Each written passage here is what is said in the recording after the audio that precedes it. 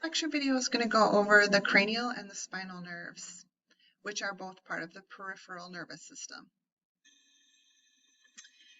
You have 12 pairs of cranial nerves that come off the base of the brain. We name them by number, so cranial nerve 1, cranial nerve 2, cranial nerve 3, so on and so forth, and then we also give them a name. So cranial nerve 1 is the olfactory nerve.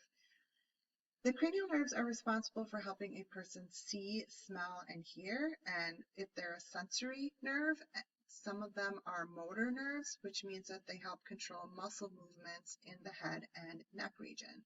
And some of them are mixed nerves, meaning that they actually do both. You can see on the diagram the pictures of the 12 pairs of cranial nerves. You should know what they do in terms of identifying them. You need to be able to identify olfactory nerve 1 and olfactory nerve 2, the optic nerve and the olfactory nerve. So along with the 12 pairs of cranial nerves, you also have 31 pairs of spinal nerves, and these are going to be nerves that branch off of the spinal cord. They form there's a merger between both a sensory nerve root and a motor nerve root that will end up forming the spinal nerves. So spinal nerves are going to be mixed nerves. A plexus is a group of nerves that combine with one another kind of in a cluster, and there are 5 major plexi. So there's the cervical plexus, so you can kind of see how all of these nerves are kind of clumped together. Then there's the brachial plexus down here. We're going to get down to the lumbar plexus, the sacral plexus, and then the coccygeal plexus.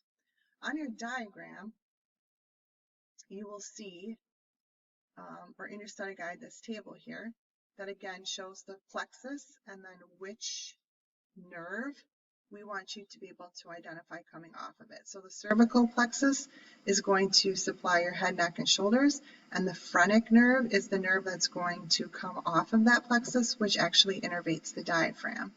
The brachial plexus, which is right below the cervical plexus, is going to supply your chest, shoulder, arms, and hands with innervation, and it's going to include the radial nerve on the radius side or thumb side, the median nerve, which is in the middle, and the ulnar nerve, which will be on the pinky side.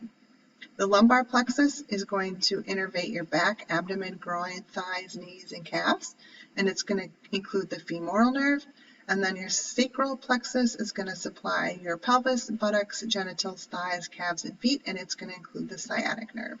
The coccygeal plexus is that pictured, and you do not need to know a specific nerve that comes off of that. Here's the diagram that's in your study guide. So again, up here is that cervical plexus, and down here is that phrenic nerve.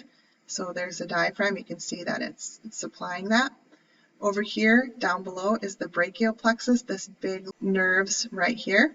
And if you follow that down, you'll have the nerve on your thumb side, which is the radial, the nerve in the middle, which is the median, and then the nerve on your pinky side, which is the ulna. Going down then, over here is the lumbar plexus, and if you follow that down, it will go to your femoral nerve. And then down here, this big clump coming right out of the sacrum is the sacral plexus, and it's going to include the sciatic nerve. So the femoral nerve and the sciatic nerve are the two most commonly confused. Follow the nerve back to figure out which plexus it's coming out of. If it's coming out of the sacral, then you know it's the sciatic. If it's coming out of the lumbar plexus, then you know that it's the femoral. The sympathetic chain ganglia is going to sit right alongside then the spinal cord, and again, this is going to be 20,000 to 30,000 nerve cell bodies that run both sides of the spinal cord, and it is going to be initiated in your fight or flight response. So basically, your body in a state of emergency bypasses the brain and sends emergency signals straight to the sympathetic chain ganglia to make it even faster than it already is. And then later your brain will kind of catch up to what's happening. But it is kind of cool that you have this extra nervous system that runs right alongside the spinal cord. So here's where those spinal nerves would be, and then here's that sympathetic chain ganglia. If you have any questions, don't hesitate to ask.